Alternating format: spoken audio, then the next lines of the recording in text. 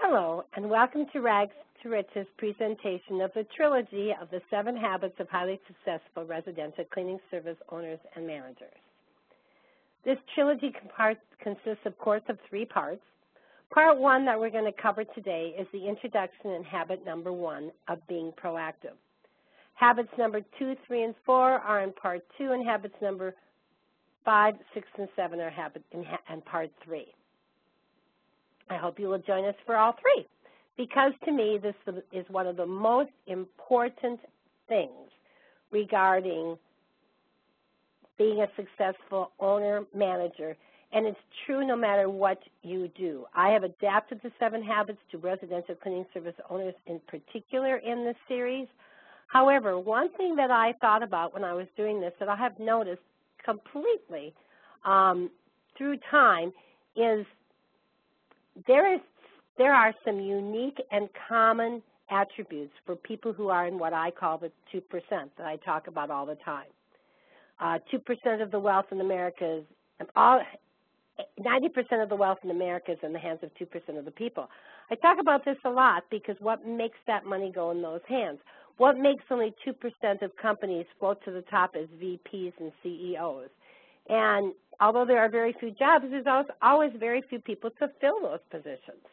Why is it so hard for cleaning service owners who have 20 cleaners to say they still don't have a manager in the crowd when it's time to promote somebody into the office? What is it about that 2%? Why is it that only 2% of cleaning service owners, these statistics are about 2 or 3 years old, but at that time, only 2% of cleaning service owners did $2 million or more in the United States. There's only 77 of them. I know it's more now, but not a great percentage. It still might only be 2%. What is it about that 2%? I saw it when I was in the corporate world. I saw certain characteristics that ran through all the people that were in the 2%. Then I started networking a lot with the chamber and women in business and other things for 20 years when I was at the upstairs maid. And again, I saw that 2% that rose to the top. I saw tons of businesses come and go, but I saw some businesses come, grow, and, well, Michael Dell is from Austin, Texas. We have a lot of big companies here that support Motorola's here, that support Motorola. I saw these software companies start and grow, and I saw some 2% come out of it. There was a common thread that ran through all of them. Then again, now being a consultant and a coach and having a support center for residential cleaning services and working really closely inside a variety of owners' businesses, I can tell you, again, there's a 2% thread that runs through the people who are going to be selling that one repeat sale every single week and never miss it. They're going to be doing $700,000 in 5 years from the day they opened. They have that thread. But is everybody I'm working with doing that? Absolutely not, because they are missing some of the 7 habits. That thread really does boil down to 7 habits. They are habits that either make your life good or they make your life bad. They make you successful or they make you a failure. It's what you do. It's what your habits are. Habits are something you do daily. Either you get up at 4 o'clock every morning, you get up at 6 o'clock every morning, you get up at 8 o'clock every morning, but very few people get up at 4, then they get up at 8, then they get up at noon. Most people who are successful have a habit and they do it all of the time. And they're so natural with them, they don't even have any idea they're doing them. I mean, it is just who they are and what they are, because this is what the 2% do to be successful. When you put all of the things they do, getting up early, immediately hitting the gym or the floor, doing some kinds of exercises, planning their day, working their plan, having an action item list for things that need to be done down the road. You put all of these habits together that they don't just do once in a while and put on a shelf, but they do it every single day. It makes up who they are. So good habits, good life. Bad habits, bad life. In between habits, in between life. So this is taken from the book, The 7 Habits of Highly Effective People, that was written by Stephen Covey in 1989. I first came upon it, of course, in 89, 90 when it was huge in the corporate world. It was, I was already at rags to riches, but it was covered at many, many of the networking events I went to, and certainly I read the book, and it was wonderful. So what's a habit? And by the way, I trained it to my people for the entire 20 years I was there. So what's a habit? To be a habit, something has to have three things, whatever it is that you're trying to create a habit on. You have to have the knowledge. You need to know what to do, and you need to know why you're doing it. You need to know, for example, you decide that you're going to create the habit of putting flyers indoors every day in your company. And you have to ramrod that because you're the leader. If you're an individual cleaning right now, you have to do it yourself. You have to know what to do, how to make the flyer, how to put it on the doors, what should be the process, and you have to know why you want to do that. You have to believe that you're going to get a repeat sale out of every 1,000 flyers you put on doors. And that's the why that you are doing it. So you need to know the results. You need to have the skill and the ability. You need to know how to do it. You need to know, as I said, how do you wrap them? How do you put the rubber band around them? What do you put on them? How do you do it? And you have to want to do it. You have to have the desire. That gives you the motivation and, of course, the discipline to do it. So you have to believe that in 1,000 flyers you will get one repeat sale, and you have to have a reason for wanting that repeat sale. It has to be a tangible reason. It has to be enough to drive you to put flyers indoors when it's 100 degrees out. It won't matter what the temperature is. It won't matter if it's minus 100 degrees. Well, it's a little cold. But you're going to be out there putting flyers indoors because you have the desire and the motivation to never stop this habit you have created. So habits must have all three. You got to have the knowledge, you got to have the skill or the ability, and you've got to want to do it. So it's difficult to create habits. It has never been easy, and it never will be easy. If you think it's easy to create a new habit, try changing your eating habits or try exercising every day if you've never exercised before.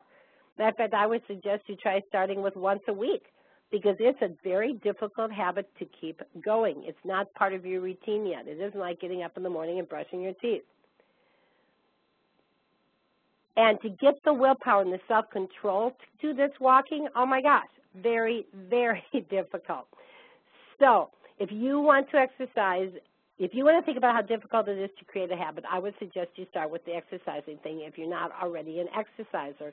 If you are, there's other things you can do, by like disciplining your day every single day as soon as you get up in the morning, or doing some inspirational reading first thing in the morning if you're not used to doing that. Very difficult habits to implement, and you're going to have a reason to want to do that, or you won't do it. You won't find the willpower, the self-control to sit down and do that first thing in the morning. All of your habits must work together to make you better and those around you better. If you're talking about creating a habit like getting up every morning and having a glass of wine with breakfast, that's not going to make you a better person. That's not going to work towards making you better when you're interacting with other people, and it certainly won't be good for those around you. So for a habit to be a good habit and something that's going to be able to be sustained every day, it has to work well with those around you and for you. So let's talk about people and different types of people, because people are what their habits have made them, and there are actually three types of people that come out of good and bad and average habits. There are the type of people who never seem to pitch in. They look for others to help them no matter what they are doing. They are the needy, needy people of the world, and we all know a lot of them. They are owners who are not prepared when the cleaning team gets there. They know they're coming first thing in the morning, 7:30, 8 o'clock. You talk them into coming in earlier than normal, and when they get there, you haven't pulled the keys and files, the rags aren't done. Probably did this because you want help doing all this. Subconsciously, you are not ready because you are a person who say, heck, I got all these people working for me, let them do it. And many times on their own nickel because you don't pay them until they get to the first house because they're a percentage. There are managers who wait for someone else to answer the phone or help a team. They're the type of manager who, if there's two people in the office and the phone rings, they're not getting it first unless it's in your policies and procedures, which I recommend you have it there, who's first, who's second, who's third on the phone, in case you do have some independent or dependent people there rather than interdependent people. They are partners who sit in the car and don't help with directions. If you have teams, we've all had teams where there's 2 or 3 people in the car, and the supervisor's trying to drive the car and read the directions at the same time because the partner's sitting there going, not my job, man. I'm not helping. I'm a dependent person here. Just pick me up and take me to the house. I don't want to know how to get there. Or when a vacuum belt needs changing and the person who's vacuuming doesn't know how to do it and they don't plan on learning. They just go get the person who always changes the vacuum belt and they don't even watch them change it because they like being needy. They don't want to do it themselves. Then we have those who want to do it all themselves. They're good workers, but they don't pay attention to anybody else. They're going to get it done. By God, it's their responsibility. If it's on their job description, now if it's not there, they're not doing it. But if it's on their job description, it will be done. It will be done on time and probably done well. So they're good workers, but they'll roll all over anybody else just to get their job done. Then we have those that do their own work, but they can always be counted upon to help others. They prefer teamwork because they like to help others. But let's go back to those who never seem to pitch in and who are looking for others to help them.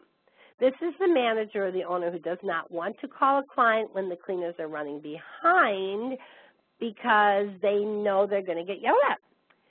So the cleaners are running late because you've overbooked this team. You gave them a one-time, first-time in cleaning, and this other client has told you time and time again they need to be there between 10 and noon. That needs to be their arrival window. You have been yelled at twice for this. One time the team started late in the morning. It was their fault. The other time they ran over because a repeat client had a party and you didn't expect their house to be that dirty. This time you had a client who wants to go repeat, but the only way they would do it is if you could start them this morning. So you plugged them into this morning knowing that they probably wouldn't be on time. And by God, you're just going to let that sit in the cleaner's laps because you're not going to tell this client that they're going to be running late again. You're going to let them walk into like a deer in headlights, walk into that customer's house and be yelled at because you don't want to listen to it. That is a dependent owner. When a team can't get in a home and the partner sits in the car and watches their partners look under rocks and look everywhere for a key, this is a dependent person. They're dependent on somebody else to find that key. They don't think it's their job. Owners, managers, supervisors, or cleaning partners or solo cleaners where if anything goes wrong, it's not their fault, which is one of the reasons why they don't want to learn how to do anything because then it can't be their fault because they didn't do it. They didn't touch it. They were nowhere near it. And this is probably true. It probably isn't their fault. They had nothing to do with it. Let's talk about the second type of owner. These are the people who want to do it all themselves. As I said, they are very good workers, but they don't pay attention to anyone else. This is the owner who is prepared when the cleaning team comes. Everything's out there. Everything's very organized. But they sit in their office while the team is there. They don't even go out and say good morning. They figure that team, they know their job. They can come in, take their stuff, and go and motivate themselves. These are managers who always answer the phones because, by God, they don't care who's first or second on the phone. If it's ringing, they're going to get it because their job description says answer phones. But they don't share it with anybody else, all this news that they have up in their little head, and they don't document anything. We all have had managers like this. They go on vacation, and we want to kill them.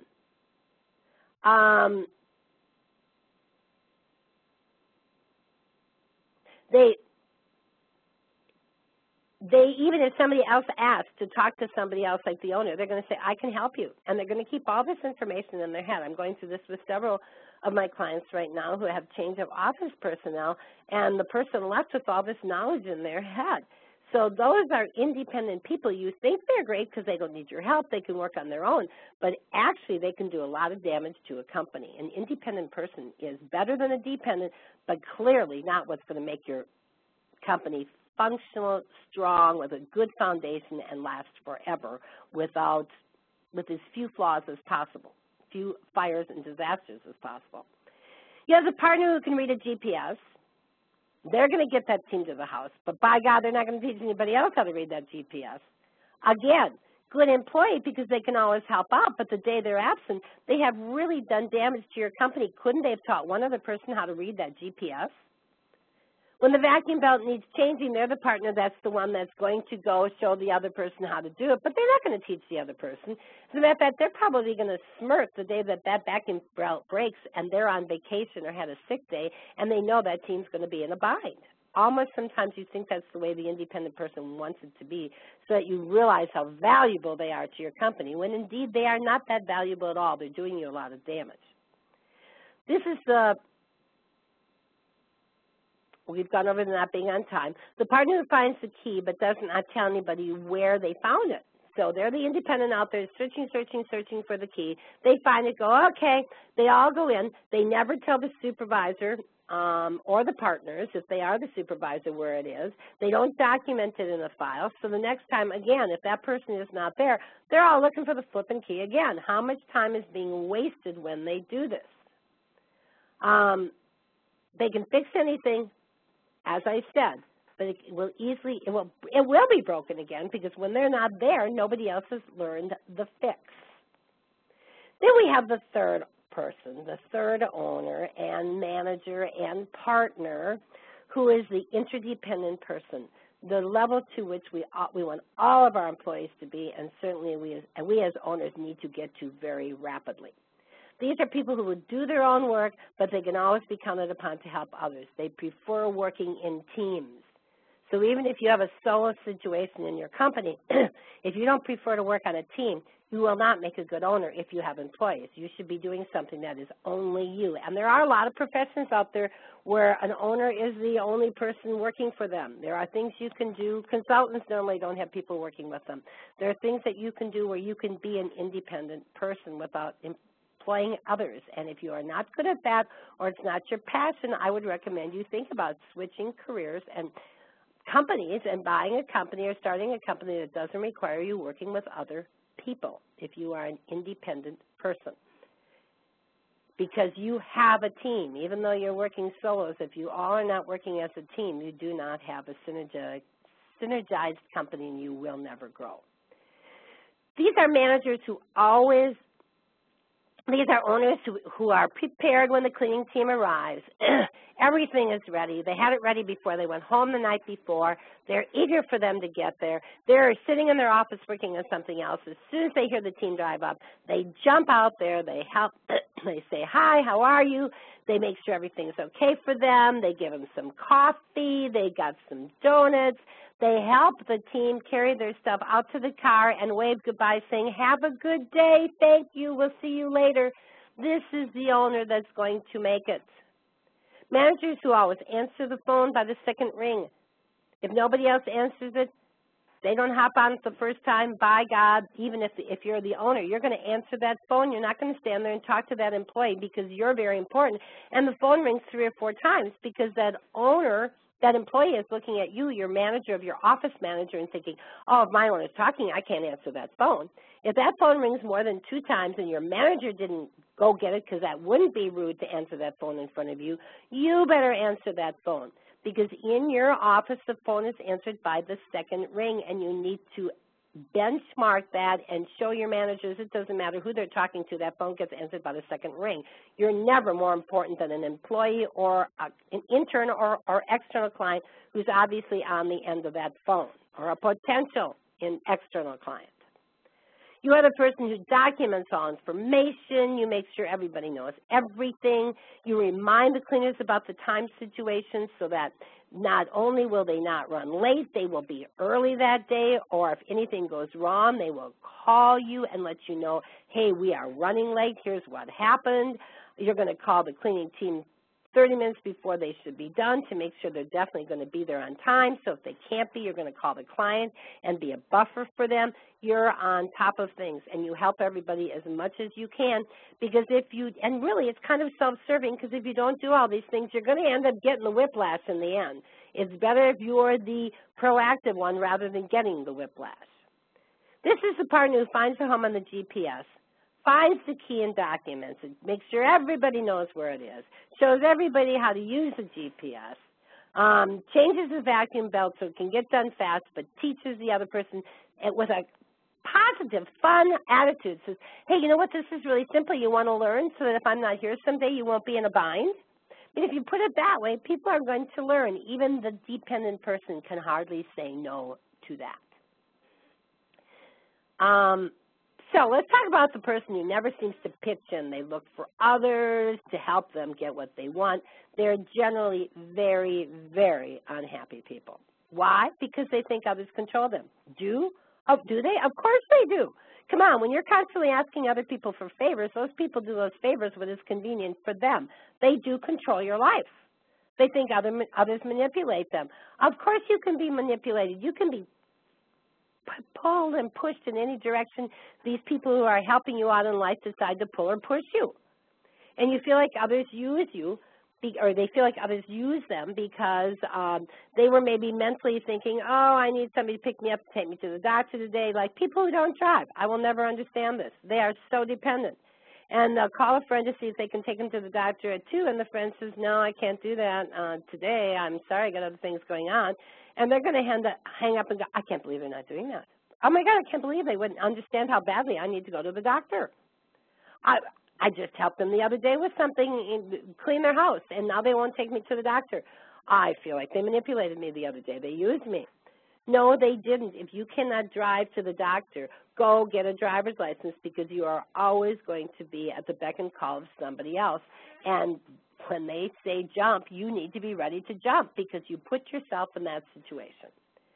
The second kind of owner, the manager, the employee, the one who does all their own work on their own, is a good individual producer and therefore a much better partner or owner to have than the dependent partner or owner. As a matter of fact, the dependent owner will eventually probably go out of business, but partners can hang around forever that are dependent. The independent makes better people. The independent owner can even survive if they realize their weakness and immediately hire people who are interdependent and have that strength. But normally they are not good leaders.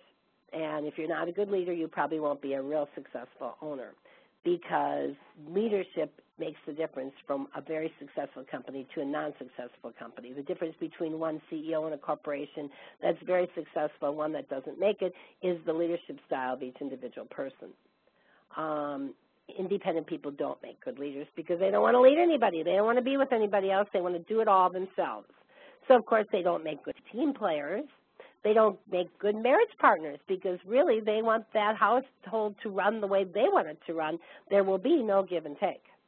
They don't really make good family members because if they want to watch this movie and nobody else does, they really don't care. If they're going to the store to get the movie, that's probably the movie they will come home with. And they really don't have a positive impact on any company because, as I said, they leave you with pit holes everywhere that you don't know that you have, that you can fall into at any time because they have left you without a defendable position. They fulfill their role. So the last person we want to talk about is, of course, the person who is the interdependent person. They fulfill their role as both leader and doer by fulfilling all responsibilities on a timely and consistent basis. I can always be counted upon to help others. They're going to be there if they have to stay up all night long. They understand that you can accomplish more, you can have more fun, and your workload is a lot easier when you're working together with others. It's tremendously more fun and a heck of a lot easier. Split the work up and it gets done faster and better. They do their own work, but they can always be counted upon to help others. This is the third person, the interdependent person. They make great spouses, great family members, because they recognize the need for love. They know that they need to be loved to be fulfilled. And forgiving, and they know that you have to give love and you have to take love back in order to have a synergy going. They know that two people, almost like caregivers, that can't do enough for the other person, makes a perfect relationship. And they don't feel like they're being taken advantage of because they know it's a give and take, and they know that it takes two people working together to make this happen. One person cannot have love.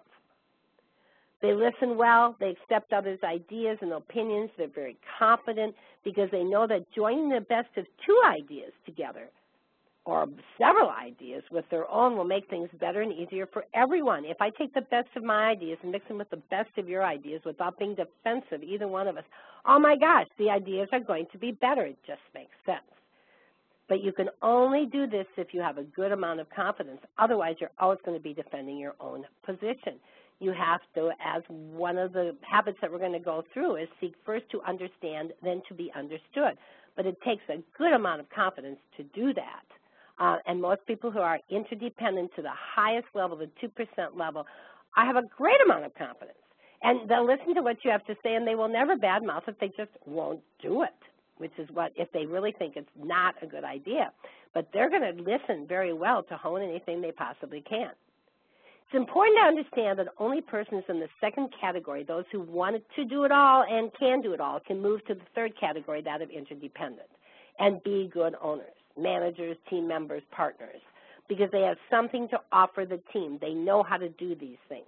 You cannot jump from dependent to interdependent because you have to have, remember, you have to have the skills and the knowledge in order to have a habit. So they can't even have good habits, good work habits, good communication skill habits, because they can't learn anything. They don't have a desire to get the skills and the knowledge. So if you're dependent, I would recommend you become independent. And this is why it's important to create great habits that will not make you dependent on others, because you want to get to the end. You want love. You want respect. You want to be looked at. You want to feel good about yourself. You don't want to feel like other people manipulate you. But in order to do that, you have to create good habits, learn how to do things yourself, and then you won't be dependent on other people. So another thing that's very important for you to understand is that you do have the power to add or change your habits. If you have a habit right now that you don't like and you want to stop it, like having a donut every morning with a chai tea latte and eating 700 calories before the day begins, you have the ability to stop that, to change that habit and start eating an orange every morning before you go to work, or a bowl of Special K. You can change that habit, or you can add a habit. If you decide you want to start walking every morning, you have the ability to do that. So you can add or change a habit anytime you want to, if you want to. You are responsible for your own life. You shouldn't look for others to take care of you. You shouldn't say, oh, well, I wouldn't have that donut every morning, but my team stops every morning, so I got to have a donut with them. Or I treat myself to Starbucks every morning, and I'm not taking that away from me. Well, are you taking that away from you? Is taking that away from you a good thing, possibly? You are responsible. You can't look for other excuses like, oh, my staff was so terrible today that I've got to go out at noon and eat an order of French fries and a double burger because I just got to eat away my problems. Again, you're blaming other people for your eating. You have nobody to blame but yourself. You could go take a long walk. So you are responsible for your own life. Responsibility means response and ability. You have the ability to choose your response to everything that happens to you, and that is going to be key in the first habit, being proactive. You have the ability to choose your response to anything that happens to you in life. Even if it's raining, you had nothing to do with that, but you have the ability to choose your response to that rain. And boy, you've got to be willing to accept that, or you will never make it through the 7 habits. So what I'd like you to do right now is to answer the following questions, put the webinar on pause, write out your answers to these questions. What are 2 areas or examples where you are dependent in your business, that you know you're dependent on other people to do something for you, that you really should learn to do yourself? What are 2 areas or examples where you are independent in your business, where by God it's going to be done your way or the highway and you really don't care what they have to say, and there could be some give and take. Now, if you have processes there, there's no give and take on that, but are there things that could be done differently that you're being too stubborn to take a look at? And what are 2 areas or examples where you are interdependent in your business? You know that you have a passion for this, it's one of your strengths, you're doing it great, and you're very interdependent. You're confident other people are giving you input, and it's all working great. Now, which of the three categories do you feel you most resemble? Are you a dependent, independent, or interdependent owner? And give me 3 reasons why you feel you are that. When you get done with answering these questions, return to the webinar for part 1 and the first habit of being proactive.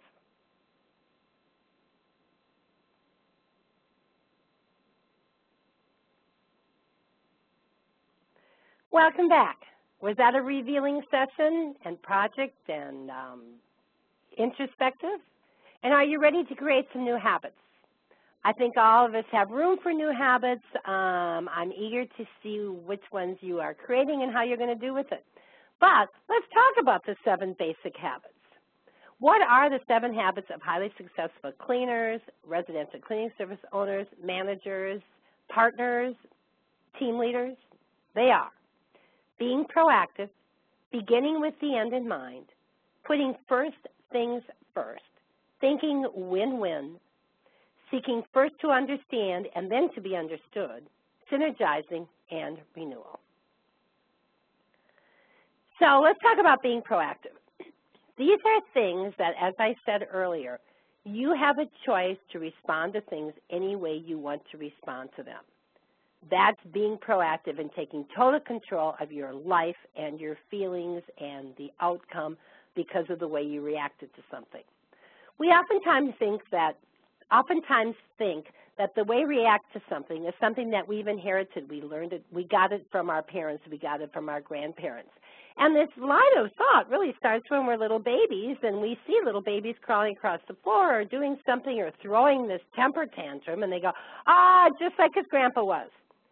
So we're not saying anything about them throwing temper tantrums and maybe it should be stopped. We're saying automatically it's their genes, almost already enabling them to throw temper tantrums. So normally when they get to be adults, we say, their parents did it to them. They made them that way, and in a way, parents did make us like that because they should have stopped us from doing the temper tantrums way back when and not said, Grandpa was just like that. What we talk about when being proactive is you look at things that are happening to you now and you react to them as an adult, as a person with great habits, as somebody who knows how to react rather than just reacting because the genes made me do it. Will this be more of a challenge for some of us than others? Of course, because some of us did inherit some pretty strong genes. It's been there forever and ever and ever. But we do have absolute control about how we respond to things. So it's things like, how do you respond to your employees when they call in the morning and say, I'm not coming to work today, or they don't call in and they're a no-show? How do you react to that? When your client calls in and says, oh my God, this is the 4th time I've called, I'm sick of this problem, blah, blah, blah, blah, blah. Or they call in and say, so sorry, I forgot to leave the key out again today, I'll catch it next time. How do you react? Does it make you irritated when somebody says you scratched something but you didn't? How do you react to that? When your spouse makes you very angry or does something you can't believe they did, how do you react to that? When your bratty child does something, or when it's raining in Africa, does this affect your mood for the day? Because how you react is totally up to you. Being proactive is, of course, the first and most basic habit. But if you can't get a control on this one, you will never be able to conquer the other 6 habits. This is the one where you take total responsibility. You either act or be acted upon. You either are the independent person who's going to act in a positive way, the independent person who's going to react, or you're not going to react at all, so you'll be reacted upon, or you'll be the interdependent person that will react in a way that will be pleasing to you and those around you. So you take responsibility to how you're going to react to anything, and that's the first and most basic habit you need to work on. If you're having problems in the way you react to situations, I would make that the first habit you work on, because you have the ability and the responsibility to make things happen. Again, responsibility means response that you have and the ability to respond any way you want to, the ability to choose your response. 2 of my favorite quotes are from Eleanor Roosevelt, who said, no one can hurt you without your consent.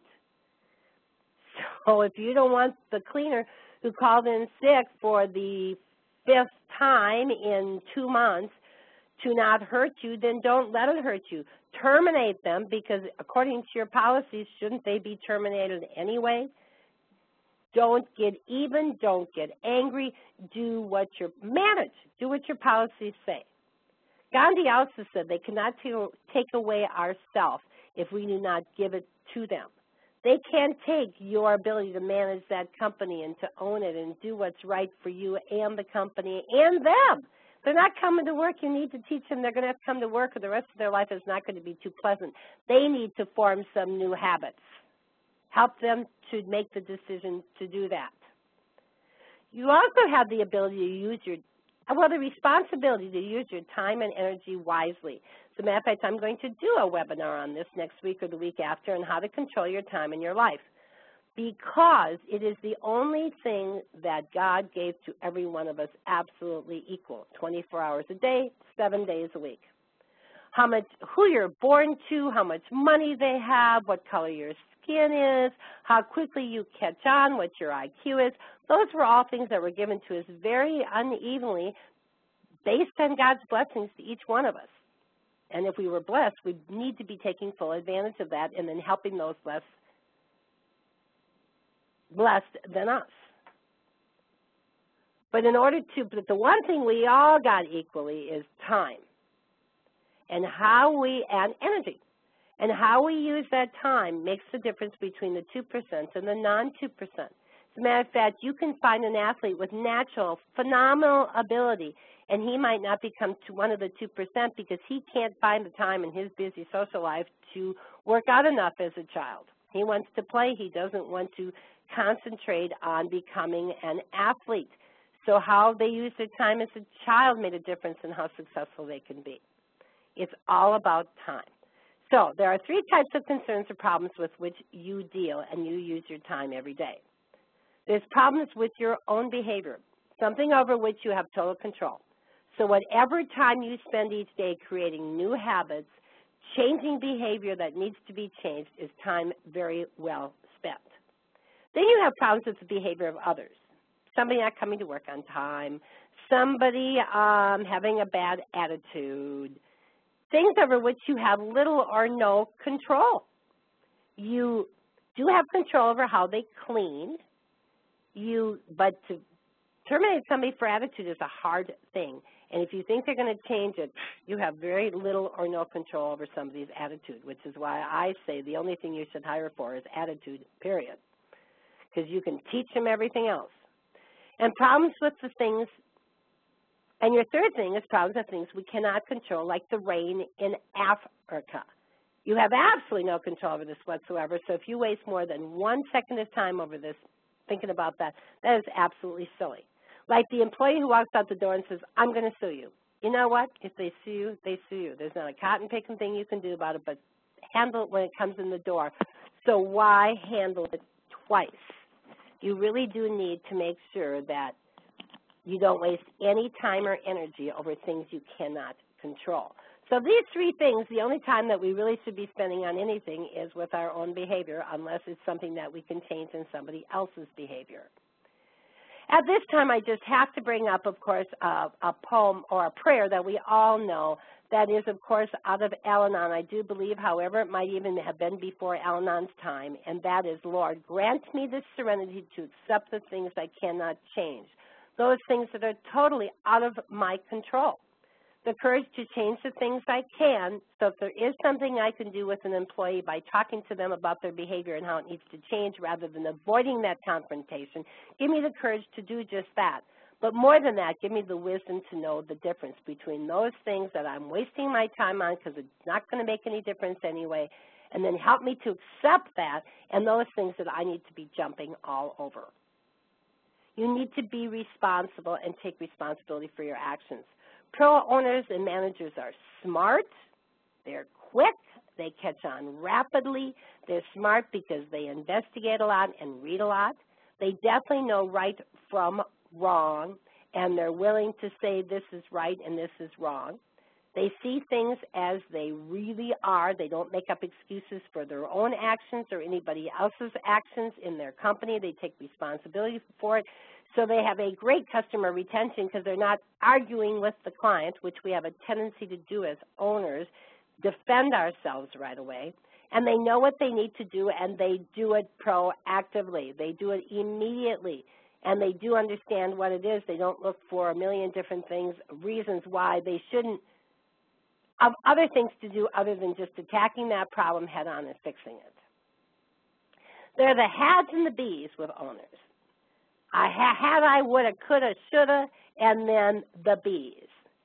The 2% people, the proactive, truly proactive people, they're being responsible.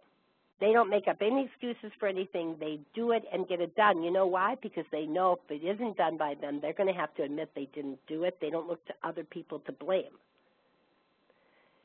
When something goes wrong, they could have smiled, they could have handled it differently. They don't go back and have any regrets because they're happy and smiling all the time.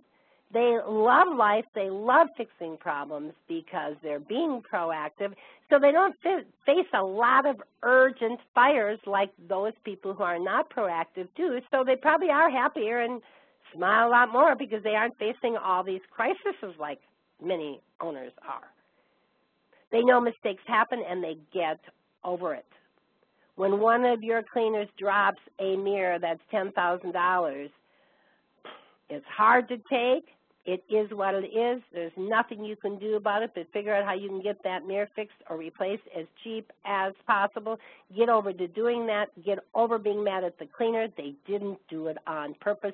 You're wasting all kinds of energy, and that negative energy could roll over to that cleaner who didn't mean to do it, and they could walk off the job too, and now you really got a lot going on.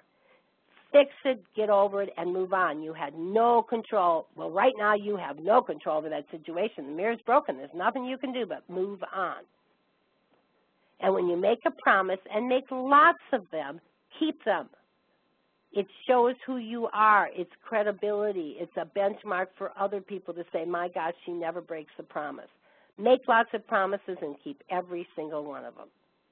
I want you to try this for 30 days. I want you to work on you and determine which habits you would like to change in the proactive area of your life.